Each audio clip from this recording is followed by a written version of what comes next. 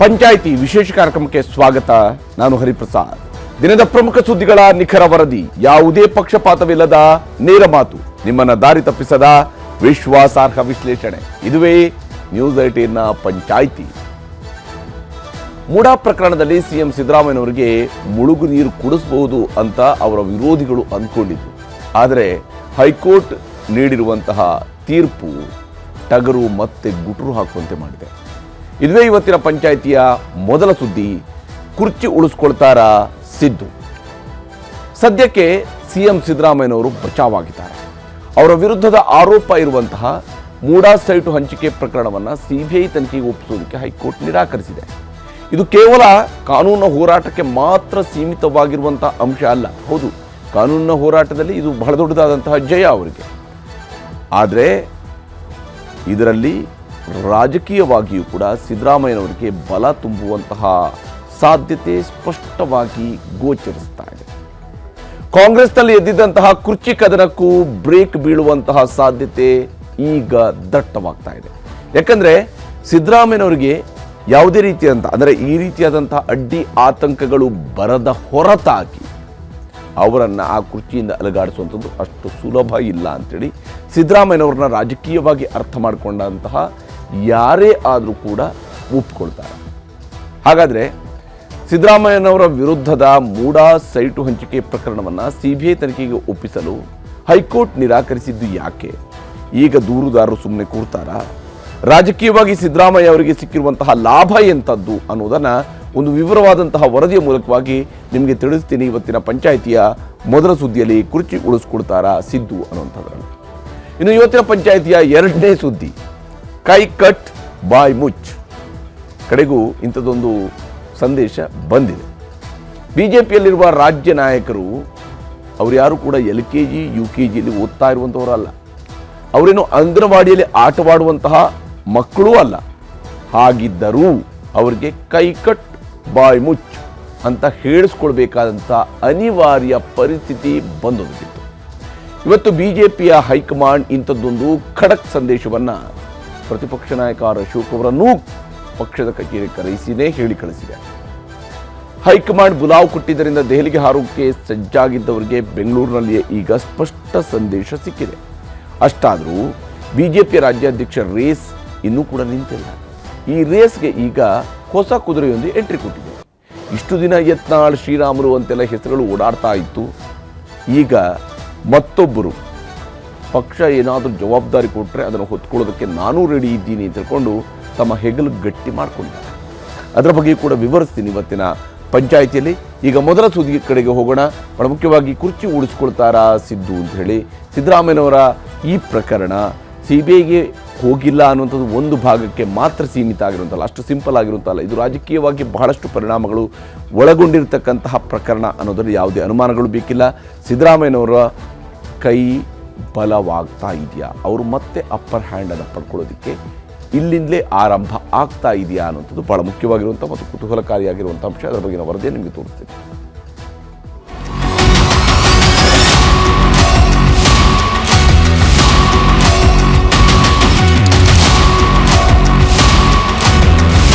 ಕಡೆಗೂ ಮೂಡಾ ಪ್ರಕರಣದಲ್ಲಿ ಸಿಎಂ ಸಿದ್ದರಾಮಯ್ಯ ಅವರು ಇವತ್ತು ಮೊದಲ ಬಾರಿ ನೆಮ್ಮದಿಯ ನಿಟ್ಟುಸಿರು ಬಿಡುವಂತಾಗಿದೆ. ಮೂಡಾ ಸೈಟು ಹಂಚಿಕೆ ಪ್ರಕರಣ ಹೊರಬಂದಾಗಿನಿಂದಲೂ ಸಿಎಂ ಸಿದ್ದರಾಮಯ್ಯಗೆ ಕಾನೂನು ಸಮರದಲ್ಲಿ ಒಂದಲ್ಲ ಒಂದು ಹಿನ್ನಡೆಯಾಗುತ್ತಲೇ ಸಾಗಿತ್ತು. ಅದೇ ಜೋಶ್ನಲ್ಲಿ ದೂರುದಾರ ಸ್ನೇಹಮಯಿ ಕೃಷ್ಣ ಪ್ರಕರಣದ ತನಿಖೆ ಲೋಕಾಯುಕ್ತದಿಂದ ಸಾಲದು, ಸಿಬಿಐನಿಂದಲೇ ಆಗಬೇಕು ಅಂತ ಹೈಕೋರ್ಟ್ ಮೆಟ್ಟಿಲೇರಿದ್ರು. ಆದರೆ ಜಸ್ಟಿಸ್ ನಾಗಪ್ರಸನ್ನ ಪೀಠ ಇಂದು ಸಿಬಿಐ ತನಿಖೆಗೆ ಕೋರಿದ್ದ ಅರ್ಜಿಯನ್ನ ವಜಾಗೊಳಿಸಿದೆ. ಸಿದ್ದರಾಮಯ್ಯರನ್ನು ಮತ್ತಷ್ಟು ಇಕ್ಕಟ್ಟಿಗೆ ಸಿಲುಕಿಸಬೇಕೆಂದು ಹೊರಟಿದ್ದ ದೂರುದಾರರಿಗೆ ಈಗ ಹಿನ್ನಡೆಯಾಗಿದೆ. ಮುಖ್ಯಮಂತ್ರಿ ಸಿದ್ದರಾಮಯ್ಯ ಪತ್ನಿ ಪಾರ್ವತಿ ಮೂಡಾದಿಂದ ಪರಿಹಾರದ ಹೆಸರಲ್ಲಿ ಪಡೆದಿದ್ದ 14 ಸೈಟುಗಳು ಸಿಎಂ ಪಾಲಿಗೆ ನುಂಗಲಾರದ ತುತ್ತಾಗಿತ್ತು. ಇದೇ ಕಾರಣದಿಂದ ಪ್ರಕರಣ ತೀವ್ರ ಸ್ವರೂಪ ಪಡೆಯುತ್ತಿದ್ದಾಗಲೇ ಸೈಟುಗಳನ್ನು ಮೂಡಾಗೆ ಹಿಂತಿರುಗಿಸಿ ಕೈ ತೊಳೆದುಕೊಳ್ಳುವ ಪ್ರಯತ್ನ ಮಾಡಿದ್ರು. ಆದ್ರೆ ಅಷ್ಟೊತ್ತಿಗಾಗಲೇ ಕಾಲ ಮಿಂಚಿ ಹೋಗಿತ್ತು. ಪ್ರಕರಣದ ತನಿಖೆಯನ್ನು ಲೋಕಾಯುಕ್ತ ಪೊಲೀಸರು ಆರಂಭಿಸಿದ್ರು. ಜನಪ್ರತಿನಿಧಿಗಳ ಕೋರ್ಟ್ನ ನಿರ್ದೇಶನದಂತೆ ಮೈಸೂರು ಲೋಕಾಯುಕ್ತ ಎಸ್ಪಿ ನೇತೃತ್ವದಲ್ಲಿ ತನಿಖೆ ಶುರುವಾಗಿತ್ತು. ಇದರ ನಡುವೆ ಲೋಕಾಯುಕ್ತದಿಂದ ಸರಿಯಾದ ತನಿಖೆ ನಡೆಯಲ್ಲ, ಸಿಎಂ ತಮ್ಮ ಪ್ರಭಾವ ಬೀರುತ್ತಿದ್ದಾರೆ, ಹೀಗಾಗಿ ಸಿಬಿಐನಿಂದ ಮಾತ್ರ ಸ್ವತಂತ್ರ ತನಿಖೆ ಸಾಧ್ಯವೆಂದು ಹೇಳಿ ಮೂಡಾ ಪ್ರಕರಣದ ದೂರುದಾರ ಸ್ನೇಹಮಯಿ ಕೃಷ್ಣ ಹೈಕೋರ್ಟ್ಗೆ ಮೇಲ್ಮನವಿ ಸಲ್ಲಿಸಿದ್ರು. ಈ ಪ್ರಕರಣವನ್ನು ಸಿಬಿಐ ತನಿಖೆಗೆ ವಹಿಸಬೇಕಾ ಬೇಡವಾ ಅಂತ 27 ಜನವರಿ 2025ರಂದು ವಾದ ಪ್ರತಿವಾದ ಆಲಿಸಿದ್ದ ಹೈಕೋರ್ಟ್ ಆದೇಶವನ್ನ ಕಾಯ್ದಿರಿಸಿತ್ತು. ಇವತ್ತು ಹೈಕೋರ್ಟ್ ತೀರ್ಪು ಹೊರಬಿದ್ದಿದ್ದು ಮೂಡಾ ಪ್ರಕರಣದ ಬಗ್ಗೆ ಸಿಬಿಐ ತನಿಖೆ ನಡೆಸೋ ಅವಶ್ಯಕತೆ ಇಲ್ಲ ಅಂತ ಹೇಳಿದೆ. ದೂರುದಾರ ಸ್ನೇಹಮಯಿ ಕೃಷ್ಣ ಅವರ ಅರ್ಜಿಯನ್ನ ತಿರಸ್ಕರಿಸಿ ಹೈಕೋರ್ಟ್ ನ್ಯಾಯಮೂರ್ತಿ ಎಂ ನಾಗಪ್ರಸನ್ನ ಅವರ ಪೀಠ ತೀರ್ಪು ನೀಡಿದೆ. ಇದು ಸಿಎಂ ಸಿದ್ದರಾಮಯ್ಯಗೆ ಸದ್ಯಕ್ಕೆ ಸಿಕ್ಕಿರುವ ದೊಡ್ಡ ರಿಲೀಫ್.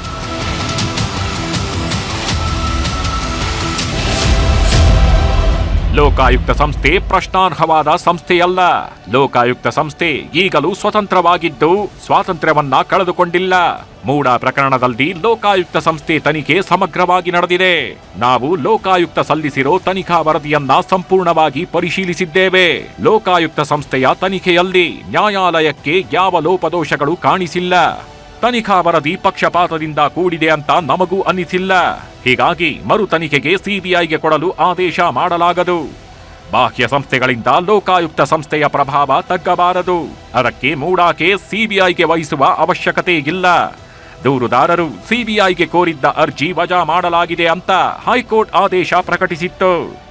ಮೊದಲನೇದಾಗಿ ಮಾನ್ಯ ಮುಖ್ಯಮಂತ್ರಿಗಳಿಗೆ, ಅವರ ಕುಟುಂಬಸ್ಥರಿಗೆ, ನಮ್ಮೆಲ್ಲರಿಗೂ ಮತ್ತೆ ಲೋಕಾಯುಕ್ತಕ್ಕೆ, ಒಂದು ತನಿಖಾ ಸಂಸ್ಥೆಗೆ ಮತ್ತು ಕಾನೂನಿನ ಪ್ರಕ್ರಿಯೆಗೆ ಇವತ್ತು ಜಯವಾಗಿದೆ ಅಂತ ನಾನು ಭಾವಿಸ್ತಾ ಇದ್ದೇನೆ.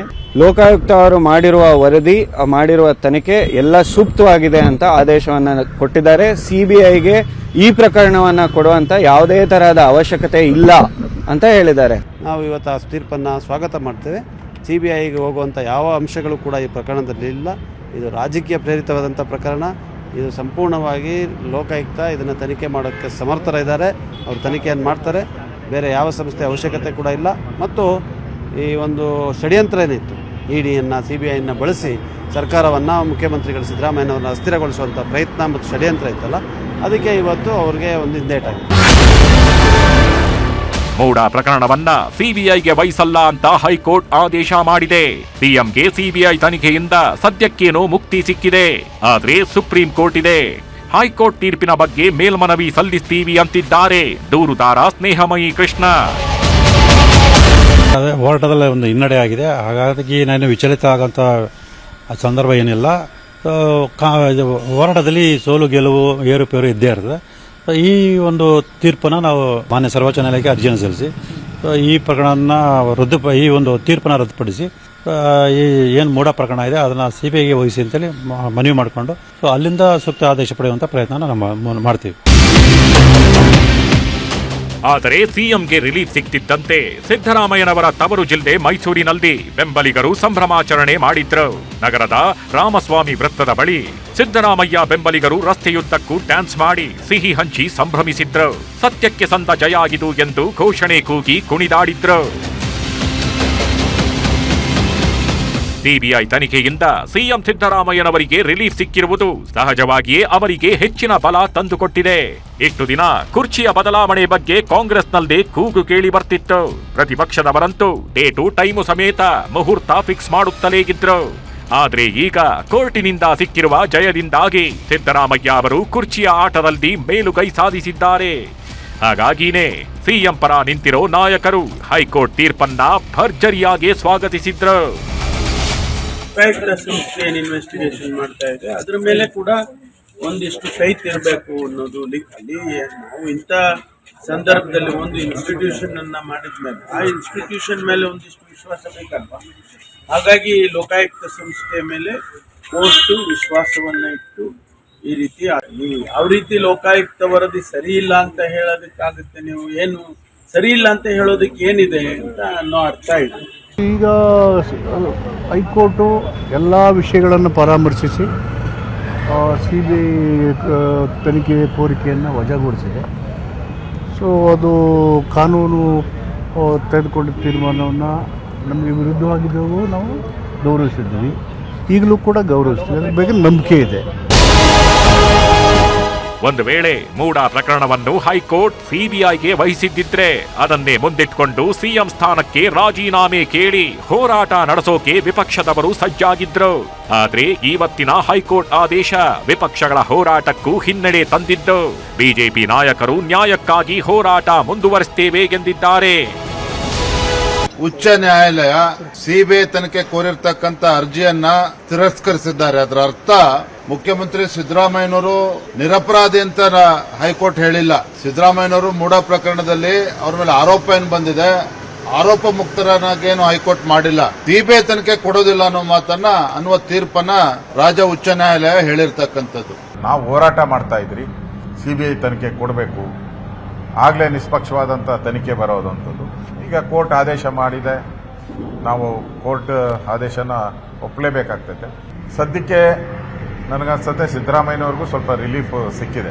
ಅದರಿಂದ ಮುಂದಿನ ದಿನಗಳಲ್ಲಿ ಕಾನೂನು ಪ್ರಕಾರ ಏನು ಹೋರಾಟ ಮಾಡ್ಬೋದು ಆ ಹೋರಾಟಗಳನ್ನು ಸಿದ್ದರಾಮಯ್ಯನವರ ವಿಚಾರವಾಗಿ ನಾವು ಹೋರಾಟವನ್ನು ನಾವು ಮುಂದುವರಿಸ್ತೀರಿ.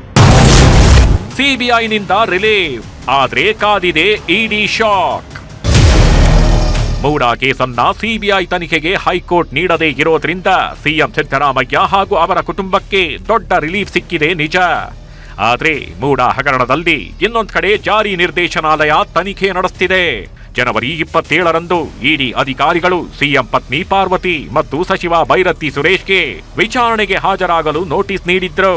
ಆದ್ರೆ ಆವತ್ತೇ ಸಿಎಂ ಪತ್ನಿ ಪಾರ್ವತಿ ಮತ್ತು ಸಚಿವ ಭೈರತಿ ಹೈಕೋರ್ಟ್ಗೆ ಅರ್ಜಿ ಹಾಕಿದ್ರು.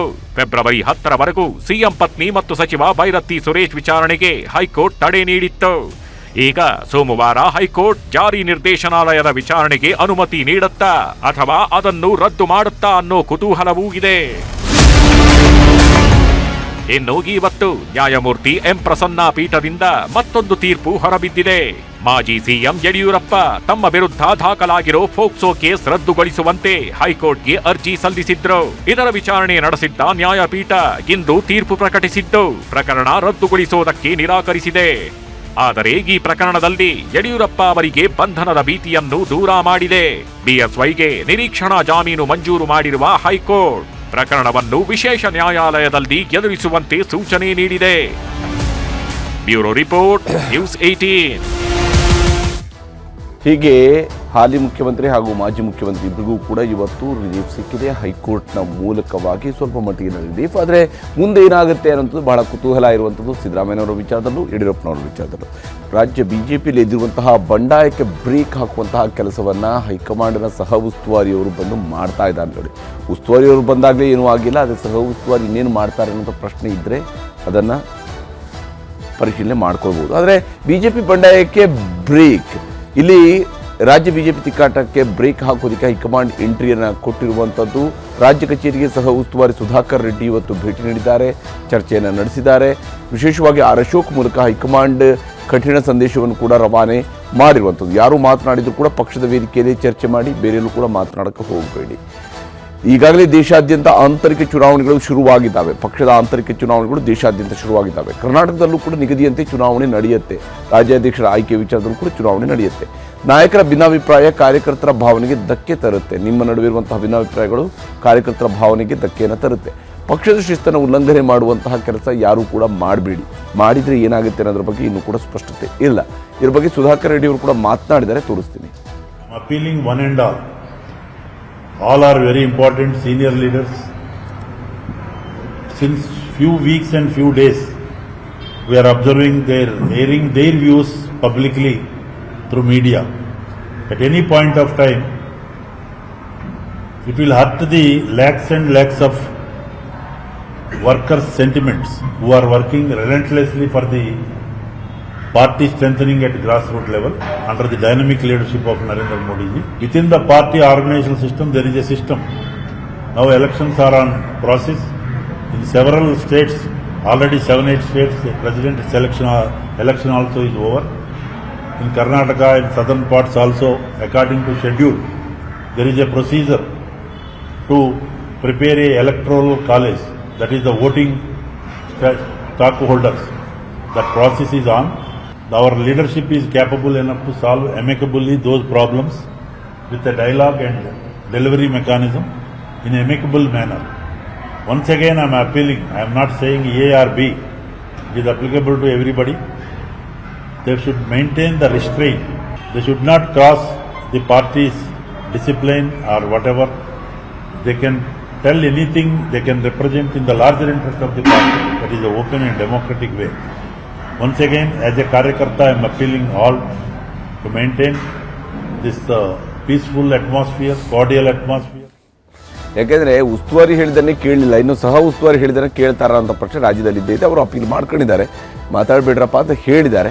ಏನಾಗುತ್ತೆ ಗೊತ್ತಿಲ್ಲ, ಕೈ ಕಟ್ತಾರಾ ಬಾಯಿ ಮುಚ್ತಾರ ಅಂತ ಗೊತ್ತಿಲ್ಲ. ವಿಜೇಂದ್ರಕ್ಕೆ ನಿರಾಣಿ ಟಾಂಗ್ ಕೊಟ್ಟಿದ್ದಾರೆ ಇದರ ನಡುವೆನೇ. ಅಂದರೆ ಇವರು ಈ ಕಡೆ ಮಾತಾಡ್ತಿದ್ದಾಗ ಅವರು ಆ ಕಡೆ ಮಾತಾಡ್ತಾ ಇದ್ರು.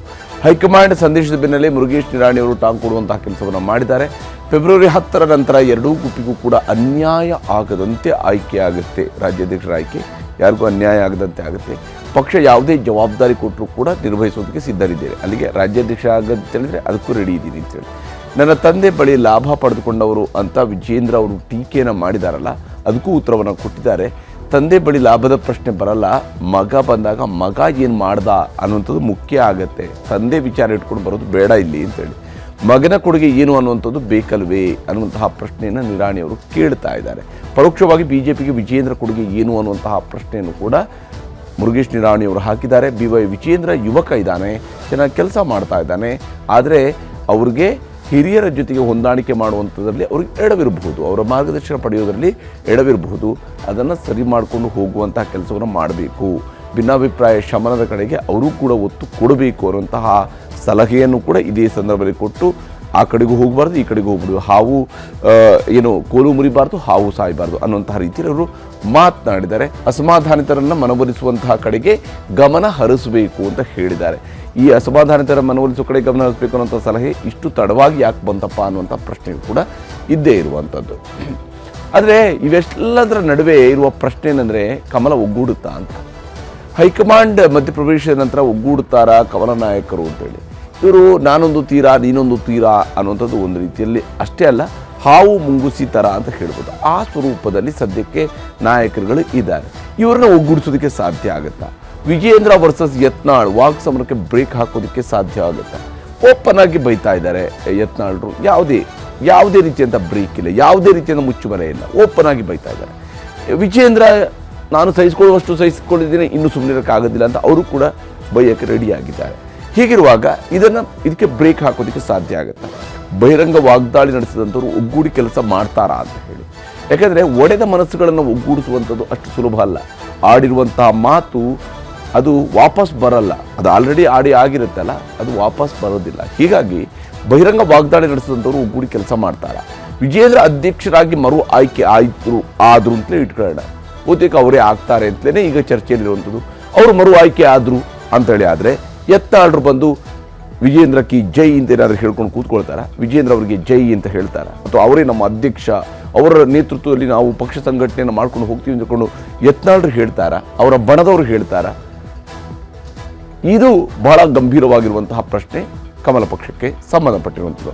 ಅಷ್ಟೇ ಅಲ್ಲ, ಒಂದು ವೇಳೆ ವಿಜೇಂದ್ರ ಅವರ ಬದಲಿಗೆ ಹೈಕಮಾಂಡ್ನವರು ನಿರ್ಧರಿಸಿ ನೀವು ಬೇಡ ಅವರು ಬೇಡ ತಟಸ್ಥರಾಗಲಿ ಅಂತ ಹೇಳ್ಬೋದು, ಅಥವಾ ಬೇಡ ಒಂದು ಚಾನ್ಸನ್ನು ಯತ್ನಾಳ್ರಿಗೆ ಕೊಟ್ಟು ನೋಡೋಣ ಅಂತ ಕೂಡ ಆಗ್ಬೋದು. ಹಾರ್ಡ್ ಕೋರ್ ಹಿಂದುತ್ವವಾದಿ ಅಂತ ಕ್ಲೈಮ್ ಮಾಡ್ಕೊಡ್ತಾರೆ, ಅವರೇ ಆಗೋಗ್ಬಿಡ್ಲಿ ಹಿಂದುತ್ವದ ಅಜೆಂಡಾದಲ್ಲಿ ಆಗಲಿ ಅಂತೇನಾದ್ರೂ ಅವ್ರನ್ನ ಮಾಡಿದರೆ, ಆಗ ವಿಜೇಂದ್ರ ಅವರು ಬಂದು ಯತ್ನಾಳ್ರಿಗೆ ಜೈ ಅಂತ ಹೇಳ್ಕೊಂಡು ತಿರುಗಾಡೋದಕ್ಕೆ ಸಾಧ್ಯ ಇದೆಯಾ? ಯಾಕೆಂದರೆ ಯತ್ನಾಳ್ರು ಒಂದು ದಿವಸವೂ ಕೂಡ ವಿಜೇಂದ್ರ ಅವರ ಅಧ್ಯಕ್ಷರಾದ ಮೇಲೆ ಅವರಿಗೆ ಸಹಕಾರವನ್ನು ಕೊಟ್ಟಿಲ್ಲ. ಹಾಗಿರುವಾಗ ಯತ್ನಾಳ್ರ ಬಣದವರು ಯಾರಾದರೂ ಅಧ್ಯಕ್ಷರಾದರೆ ವಿಜೇಂದ್ರ ಅವರು ಬೆಂಬಲವನ್ನು ಕೊಡೋದಕ್ಕೆ ಸಾಧ್ಯ ಆಗುತ್ತಾ? ಈ ಪ್ರಶ್ನೆಗಳು ಸದ್ಯಕ್ಕೆ ಕಮಲ ಪಕ್ಷದಲ್ಲಿ ಎಲ್ಲಕ್ಕಿಂತ ಜಾಸ್ತಿ ಇರುವಂಥದ್ದು. ಕೇಸರಿ ಬ್ರಿಗೇಡ್ನವರು ನಾವೆಲ್ಲರೂ ಒಂದು ಅಂತ ಹೇಳಿದಷ್ಟು ಸುಲಭವಾಗಿ ಅವರು ಒಗ್ಗೂಡುವುದಿಲ್ಲ ಅನ್ನುವಂಥದ್ದು ಸ್ಪಷ್ಟವಾಗ್ತಾ ಇದೆ. ಹೈಕಮಾಂಡ್ ಕೈಕಟ್ ಬಾಯಿ ಮುಚ್ಚಿ ಎಂದು ಹೇಳಿದ್ದಾರೆ. ಅದನ್ನು ಮಾಡಬಹುದು ಸ್ವಲ್ಪ ದಿವಸದ ಕಡೆಗೆ, 1-2-3 ದಿವಸದ ಕಡೆಗೆ, ತಾತ್ಕಾಲಿಕ ತೇಪೆಗಳ ರೀತಿಯಲ್ಲಿ. ಆದರೆ ಮುಂದುವರಿದು ಏನಾಗುತ್ತೆ ಅನ್ನೋದು ಕುತೂಹಲ ಇದ್ದೇ ಇದೆ. ಇದಾಗಿತ್ತು ಇವತ್ತಿನ ಪಂಚಾಯಿತಿ. ನಮಸ್ಕಾರ.